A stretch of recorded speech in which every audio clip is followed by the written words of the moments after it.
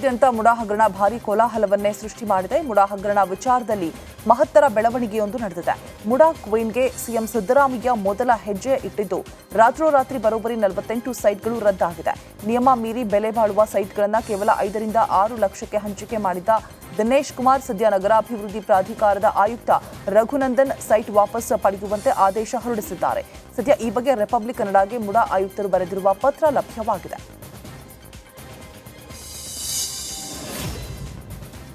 ಅಕ್ರಮ ಆಸ್ತಿ ಸಂಪಾದನೆ ಪ್ರಕರಣಕ್ಕೆ ಸಂಬಂಧಪಟ್ಟಂತೆ ವಸತಿ ಮತ್ತು ವಕ್ಫ್ ಖಾತೆ ಸಚಿವ ಜಮೀರ್ ಅಹಮದ್ ಖಾನ್ರನ್ನ ಲೋಕಾಯುಕ್ತ ವಿಚಾರಣೆ ನಡೆಸಿದೆ. ಇನ್ನು ವಕೀಲರು ಮತ್ತು ದಾಖಲೆಗಳೊಂದಿಗೆ ಲೋಕಾಯುಕ್ತ ಅಧಿಕಾರಿಗಳ ಮುಂದೆ ಹಾಜರಾಗಿ ವಿಚಾರಣೆ ಎದುರಿಸಿದ್ದಾರೆ. ಸತತ 2 ಗಂಟೆಗಳ ಲೋಕ ಡ್ರಿಲ್ ಮುಗಿಸಿ ಬಂದ ಸಚಿವ ಜಮೀರ್ ಅಹಮದ್ ಅಧಿಕಾರಿಗಳು ಏನ್ ಕೇಳಿದ್ರೂ ಕೂಡ ನಾನು ಕೊಟ್ಟಿದ್ದೇನೆ, ಅಗತ್ಯ ಇದ್ರೆ ಕರೀತೇನೆ ಎಂದಿದ್ದಾರೆ ಅಂತ ಹೇಳಿದ್ದಾರೆ.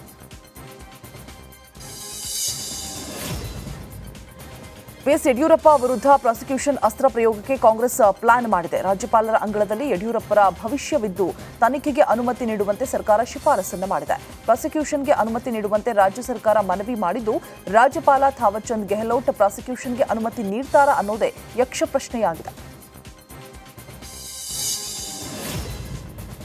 ದೊಡ್ಡಬಳ್ಳಾಪುರದಲ್ಲಿ ಬಾಂಗ್ಲಾದೇಶದಲ್ಲಿ ಹಿಂದೂಗಳ ಮೇಲೆ ಆಗ್ತಾ ಇರುವ ದೌರ್ಜನ್ಯ ತಡೆಯುವುದಕ್ಕೆ ಜಿಲ್ಲಾಧಿಕಾರಿಗೆ ಮನವಿಯನ್ನ ನೀಡಲಾಯಿತು. ಹಿಂದೂ ಜನಜಾಗೃತಿ ಸಮಿತಿಯಿಂದ ಮನವಿ ಮಾಡಿದ್ದು ವಕ್ಫ್ ಬೋರ್ಡ್ ಕಾನೂನು ನಿಷೇಧಿಸಬೇಕು ಅಂತ ಒತ್ತಾಯಿಸಿದ್ದಾರೆ. ಈ ಸಂದರ್ಭದಲ್ಲಿ ಶ್ರೀರಾಮ ಸೇನೆಯ ಗೌರವಾಧ್ಯಕ್ಷರಾದ ಶ್ರೀ ಶ್ರೀನಿವಾಸ ಗುರೂಜಿ, ಹಿಂದೂ ಜನಜಾಗೃತಿ ಸಮಿತಿಯ ಶ್ರೀ ಶರತ್ ಕುಮಾರ್, ಹಿಂದೂ ಮುಖಂಡರಾದ ಶ್ರೀ ಪಿಳ್ಳಪ್ಪ, ಶ್ರೀ ಮಧುಚಂದ್ರ, ಶ್ರೀ ಹರಿಪ್ರಶಾಂತ್ ಮುಂತಾದವರು ಉಪಸ್ಥಿತರಿದ್ದರು.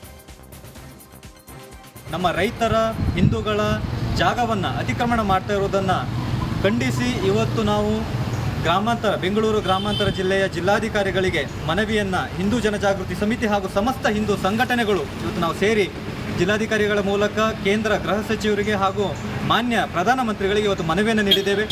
ಉದ್ದೇಶ ಇವತ್ತು ಕರ್ನಾಟಕ ರಾಜ್ಯದಲ್ಲಿ ವಿಜಯಪುರ ಇರ್ಬೋದು, ಗದಗ ಇರ್ಬೋದು, ಮಂಡ್ಯ ಇರ್ಬೋದು, ಅನೇಕ ಜಿಲ್ಲೆಗಳಲ್ಲಿ ಇವತ್ತು ವಕ್ಫ್ ಬೋರ್ಡ್ ತನ್ನ ಅಧಿಕಾರವನ್ನು ಬಳಕೆ ಮಾಡಿ ಇವತ್ತು ಅನಧಿಕೃತವಾಗಿ ಹಿಂದೂಗಳ ಮತ್ತು ರೈತರ ಜಾಗವನ್ನು ಕಬಳಿಸ್ತಾ ಇದೆ. ಇದು ಒಂದು ರೀತಿಯಲ್ಲಿ ಭಾರತದಲ್ಲಿ ಜಾತ್ಯತೀತ ವ್ಯವಸ್ಥೆ ಇರುವ ಸಂದರ್ಭದಲ್ಲಿ ಇವತ್ತು ವಕ್ಫ್ ಕಾನೂನು, ವಕ್ಫ್ ಟ್ರಿಬ್ಯುನಲ್ ಅನ್ನು ಮಾಡಿ ಇವತ್ತು ಜಾತ್ಯತೀತ ವ್ಯವಸ್ಥೆಗೆ ಕಳಂಕ ತರುವಂತಹ ಷಡ್ಯಂತ್ರ ನಡೀತಾ ಇದೆ.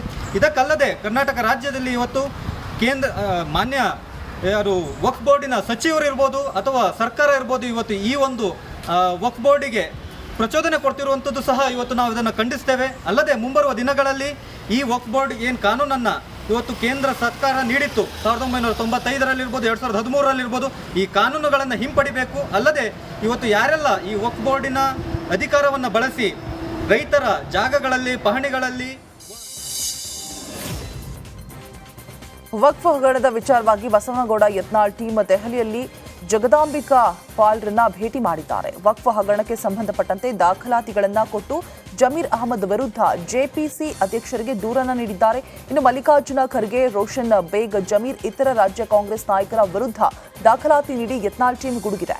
ಜಗದಾಂಬಿಕಾ ಪಾಲ್ ಭೇಟಿ ಮಾಡಿದ ಯತ್ನಾಳ್ ಟೀಮ್ ಜಮೀರ್ ಅಹಮದ್ ವಿರುದ್ಧ ಜೆಪಿಸಿ ಅಧ್ಯಕ್ಷರಿಗೆ ದೂರನ್ನ ವಕ್ಫ್ ಹಗರಣದ ವಿಚಾರವಾಗಿ ದಾಖಲಾತಿಯನ್ನ ಕೊಟ್ಟ ಟೀಮ್ ಮಲ್ಲಿಕಾರ್ಜುನ ಖರ್ಗೆ, ರೋಷನ್ ಬೇಗ್, ಜಮೀರ್ ಇತರ ನಾಯಕರ ವಿರುದ್ಧ ದಾಖಲಾತಿಯನ್ನ ನೀಡಿ ಆರೋಪವನ್ನು ಕೂಡ ಮಾಡಲಾಗಿದೆ. ಇನ್ನು ರಾಜ್ಯ ಕಾಂಗ್ರೆಸ್ ನಾಯಕರ ವಿರುದ್ಧ ಯತ್ನಾಳ್ ಟೀಮ್ ಗುಡುಗಿದೆ. ಬಿಜೆಪಿ ಪರಿಸ್ಥಿತಿ ಸದ್ಯ ಮನೆಯೊಂದು 3 ಬಾಗಿಲು ಆಗಿದೆ ಅಂತ ಬೆಳಗಾವಿಯಲ್ಲಿ ಉನ್ನತ ಶಿಕ್ಷಣ ಸಚಿವ ಎಂಸಿ ಸುಧಾಕರ್ ವ್ಯಂಗ್ಯ ಮಾಡಿದ್ದಾರೆ. ಇನ್ನು 1.5 ವರ್ಷದಲ್ಲಿ ನಮ್ಮ ಸರ್ಕಾರ ಮಾಡಿರುವ ಸಾಧನೆಗಳ ಜೊತೆ ಗ್ಯಾರಂಟಿ ಯೋಜನೆಗಳನ್ನು ಅನುಷ್ಠಾನ ಮಾಡಿದ್ದೇವೆ.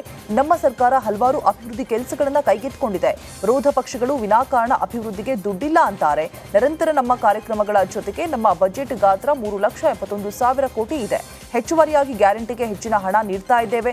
ಯೋಜನೆಗಳನ್ನು ನಿಲ್ಲಿಸಿಬಿಟ್ಟು ನಾವು ಕೆಲಸ ಮಾಡ್ತಾ ಇಲ್ಲ ಅಂತ ಉನ್ನತ ಶಿಕ್ಷಣ ಸಚಿವ ಎಂಸಿ ಸುಧಾಕರ್ ತಿಳಿಸಿದ್ದಾರೆ. ಇವತ್ತು 1.5 ವರ್ಷಗಳ ನಮ್ಮ ಮುಖ್ಯಮಂತ್ರಿಗಳ ಒಂದು ನೇತೃತ್ವದಲ್ಲಿ ನಮ್ಮ ಸರ್ಕಾರ ಮಾಡಿರ್ತಕ್ಕಂಥ ಸಾಧನೆಗಳು ಏನೋ, ಇವತ್ತು ಗ್ಯಾರಂಟಿ ಯೋಜನೆಗಳನ್ನು ಅನುಷ್ಠಾನ ಮಾಡಿದ್ದೀವಿ. ಜೊತೆಯಲ್ಲಿ ಅಭಿವೃದ್ಧಿ ಕೆಲಸಗಳನ್ನು ಕೈಗೆತ್ತಿಕೊಂಡಿದ್ದೀವಿ. ವಿರೋಧ ಪಕ್ಷಗಳವರು ವಿನಾಕಾರಣ ಅಭಿವೃದ್ಧಿಗೆ ದುಡ್ಡಿಲ್ಲ ಅಂತಾರೆ. ಮತ್ತು ಈಗ ನಿರಂತರವಾದಂಥ ಕಾರ್ಯಕ್ರಮಗಳು, ನಮ್ಮ ಬಜೆಟ್ ಗಾತ್ರ ಇವತ್ತು 3,71,000 ಕೋಟಿಗೆ ಹೋಗಿದೆ. ಏನೋ ನಮ್ಮ ಸಾಮಾನ್ಯ ಕಾರ್ಯಕ್ರಮಗಳ ಜೊತೆಗೆ ಹೆಚ್ಚುವರಿಯಾಗಿ ಇವತ್ತು ಗ್ಯಾರಂಟಿಗಳ ಯೋಜನೆಗೆ ಹಣ ಒದಗಿಸಿರ್ತಕ್ಕಂಥದ್ದು. ಯೋಜನೆಗಳನ್ನು ನಿಲ್ಲಿಸ್ಬಿಟ್ಟು ಎಲ್ಲ ಹಣವನ್ನು ಇದಕ್ಕೆ ಒದಗಿಸ್ಕೊಟ್ಟಿಲ್ಲ. 1 ಲಕ್ಷಕ್ಕಿಂತ ಹೆಚ್ಚು ಕೋಟಿ ಅನುದಾನವನ್ನು ಇವತ್ತು ಗ್ಯಾರಂಟಿಗಳನ್ನು ಒಳಗೊಂಡಂತೆ 63,000 ಕೋಟಿ ಇತರೆ ಯೋಜನೆಗಳಿಗೆ ವ್ಯಯ ಮಾಡ್ತಕ್ಕಂಥ ಕೆಲಸವನ್ನು ನಮ್ಮ ಸರ್ಕಾರ ಮಾಡ್ತಾ ಇದೆ. ಅದರಿಂದ ಹತಾಶರಾಗಿ ವಿರೋಧ ಪಕ್ಷದವರು ಇಲ್ಲಸಲ್ಲದ ಆರೋಪಗಳನ್ನು ನಮ್ಮ ಮುಖ್ಯಮಂತ್ರಿಗಳ ಮೇಲೆ ಇರ್ಬೋದು ಅಥವಾ ಇತರರ ಮೇಲೆ ಇವತ್ತು ವಫ್ ವಿಚಾರದಲ್ಲಿ ಇವೆಲ್ಲ ಅವರ ಸರ್ಕಾರ ಅವರ ಆಡಳಿತಾವಧಿಯಲ್ಲಿ ಇದ್ದಂಥ ಸಮಸ್ಯೆಗಳನ್ನು ಇವತ್ತು ನಮ್ಮ ಮುಂದೆ ಇವತ್ತು ಸಮಾಜವನ್ನು ಜಾತಿ ಹೆಸರಲ್ಲಿ ಹೊಡಿತಕ್ಕಂಥ ಒಂದು ಪ್ರಯತ್ನ ಮಾಡ್ತಾ ಇದ್ದಾರೆ.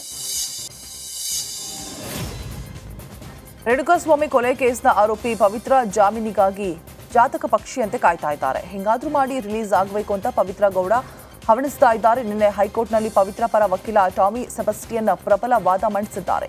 ರೇಣುಕಾಸ್ವಾಮಿ ಕಿಡ್ನಾಪ್ನಲ್ಲಿ ನನ್ನ ಕಕ್ಷಿದಾರರ ಪಾತ್ರವಿಲ್ಲ, ರೇಣುಕಾಸ್ವಾಮಿಯನ್ನ ಬೆಂಗಳೂರಿಗೆ ಕರೆದುಕೊಂಡು ಬಂದ ಮೇಲೇನೆ ವಿಷಯ ಗೊತ್ತಾಗಿದ್ದು ಅಂತ ವಾದ ಮಾಡಿದ್ದಾರೆ. ಜೆಡಿಎಸ್ ಕೋಟೆಯಲ್ಲಿ ರಣಕಹಳೆ ಮೊಳಗಿಸುವುದಕ್ಕೆ ಸಜ್ಜಾಗಿದ್ದ ಸಿಎಂ ಆಪ್ತರ ಪ್ಲಾನ್ ಫ್ಲಾಪ್ ಆದಮೇಲೆ ಜನಕಲ್ಯಾಣ ಸಮಾವೇಶಕ್ಕೆ ವೇದಿಕೆ ಸಜ್ಜಾಗಿದೆ. 3 ಕ್ಷೇತ್ರಗಳ ಉಪಚುನಾವಣೆ ಬಳಿಕ ನಾಳೆ ಹಾಸನದಲ್ಲಿ ಕಾಂಗ್ರೆಸ್ ಬೃಹತ್ ಸಮಾವೇಶ ನಡೆಸುವುದಕ್ಕೆ ಈಗಾಗಲೇ ಎಲ್ಲ ತಯಾರಿ ಕೂಡ ನಡೆದಿದೆ. ದೇವೇಗೌಡರ ನಾಡಲ್ಲಿ ಕಾಂಗ್ರೆಸ್ ಅಬ್ಬರಿಸುವುದಕ್ಕೆ ಸಜ್ಜಾಗಿದ್ದಾರೆ.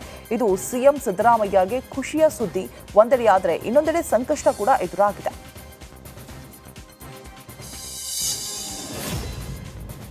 ಸಂವಿಧಾನವನ್ನ ದುರುಪಯೋಗ ಮಾಡಿಕೊಳ್ಳುವ ಜನರಿಗೆ ಬುದ್ಧಿ ಕಲಿಸೋದಕ್ಕೆ ವಕೀಲರು ಸಂವಿಧಾನ ಸೈನಿಕರಂತೆ ಕೆಲಸ ಮಾಡಬೇಕು ಅಂತ ಕಾನೂನು ಸಚಿವ ಎಚ್.ಕೆ. ಪಾಟೀಲ್ ಹೇಳಿದ್ದಾರೆ.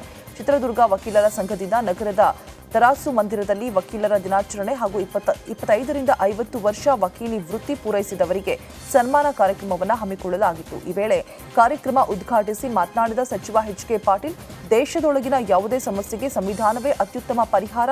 ಹಾಗಾಗಿ ವಕೀಲ ವೃತ್ತಿಯಲ್ಲಿರುವವರು ಸಂವಿಧಾನದ ಸೈನಿಕರಾಗಬೇಕು. ಇಂದು ಸಂವಿಧಾನವನ್ನ ಅಪಹಾಸ್ಯ, ನಿರ್ಲಕ್ಷ್ಯ ಹಾಗೂ ದುರುಪಯೋಗ ಮಾಡುವವರನ್ನ ನೋಡ್ತಾ ಇದ್ದೇವೆ. ಅಂಥವರಿಗೆ ಸರಿಯಾದ ಬುದ್ಧಿ ಕಲಿಸೋದೇ ಸಂವಿಧಾನದ ಸಮರ್ಪಕ ಅನುಷ್ಠಾನ ಅಂತ ಸಚಿವ ಎಚ್.ಕೆ. ಪಾಟೀಲ್ ತಿಳಿಸಿದ್ದಾರೆ. For any problem in the country and in the society ಅದನ್ನು ಬಳಕೆ ಮಾಡಿಕೊಂಡ್ರೆ ಎಲ್ಲರೂ ಈ ವೃತ್ತಿಯಲ್ಲಿರೋರು ಸಂವಿಧಾನದ ಸೈನಿಕರಾಗಬೇಕು. ಒಂದು ಕಡೆ ನೋಡ್ತೀವಿ ನಾವು ಸಂವಿಧಾನವನ್ನು ಅಪಹಾಸ್ಯ ಮಾಡೋರನ್ನು ನೋಡ್ತೀವಿ, ಸಂವಿಧಾನವನ್ನು ಅಲಕ್ಷ್ಯ ಮಾಡೋರನ್ನು ನೋಡ್ತೀವಿ, ಸಂವಿಧಾನವನ್ನು ದುರುಪಯೋಗ ಮಾಡೋರನ್ನು ನೋಡ್ತೀವಿ. ಅವರೆಲ್ಲರಿಗೆ ಸರಿಯಾಗಿ ಬುದ್ಧಿ ಕಲಿಸೋದು ಅಂದರೆ ಸಂವಿಧಾನದ ಸಮರ್ಪಕವಾಗಿರ್ತಕ್ಕಂಥ ಅನುಷ್ಠಾನ. ಆ ಸಂವಿಧಾನದ ಸೈನಿಕರಾಗಿ ವಕೀಲರು ಯಾವಾಗ ಹೋರಾಟಗಳನ್ನು ಮಾಡ್ತಾರೋ ಆವಾಗ ದೇಶ ಭಾಳ ಎತ್ತರಕ್ಕೆ ಏರ್ತದ. ಆ ಕೆಲಸ ಮಾಡ್ತದಲ್ಲಿ ತಾವೆಲ್ಲ ಅಣಿಯಾಗ್ತೀರಿ. ಈ ಒಂದು ವಕೀಲ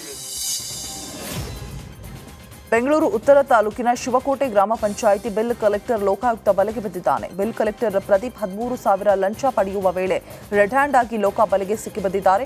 ಇನ್ನು ಹೆಚ್ಚಿನ ವಿವರಣೆಗಾಗಿ ಲೋಕಾಯುಕ್ತ ಪೊಲೀಸರು ಪ್ರದೀಪ್ನನ್ನ ವಶಕ್ಕೆ ಪಡೆದಿದ್ದಾರೆ.